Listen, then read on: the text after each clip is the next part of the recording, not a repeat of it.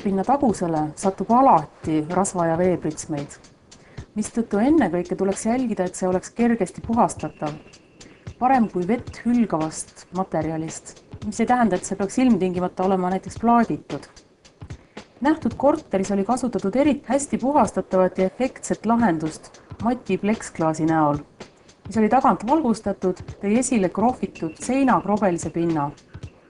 Tõepoolest, miks mitte materjal, mida me tunneme pleksiklaasi nime all, kuna see on kerge, vee- ja kuumakindel ning seda on saadaval uskumatult suures valikus värvides, faktuurides ja mustrites, kusjuures kasutatud on looduslikke materjale puulehtedest kohviubadeni, kangamustritest näiliselt kortsuspindadeni, mis loovad põnevaid visuaalseid efekte.